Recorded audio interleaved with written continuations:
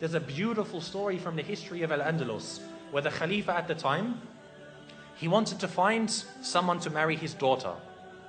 And the Khalifa, he doesn't just want, anyone to, it was his son. He didn't want just anyone to marry his son. You want to find the best girl available. So he made a proclamation in the city of Cordoba. He said, if there is a family who has a girl that's of the age that's ready for marriage, meaning maybe, 16, 20 years old, put a candle in your window tonight. And she's ready for marriage, and she has memorized the entire Quran. Put a candle in your window tonight. They said the entire city was lit up that night. The entire city was lit up because there were so many young girls who had memorized the Quran.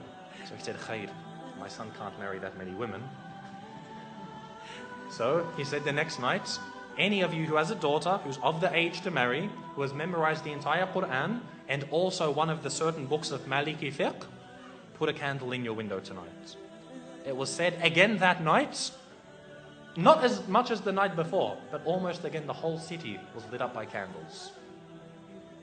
I would dare to say that if we were to ask about our entire ummah today, to have one girl who's of the age to get married, who has memorized the entire Quran and one of the books of Maliki fiqh, khalas, any book of fiqh, we would not have a single candle in our windows tonight. This shows the state of the ummah. And this is a sign that we see when our women are educated, the ummah is strong.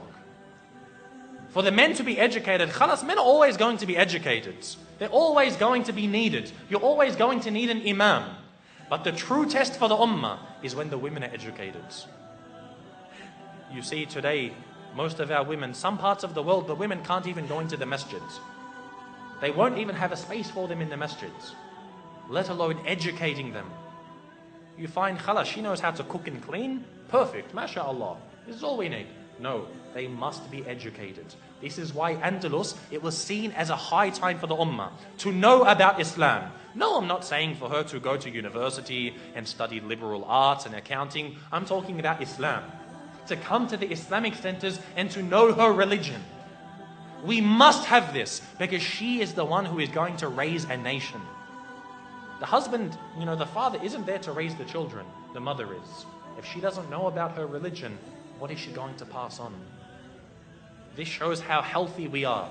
And the reality is, in ummah today, we are very sick.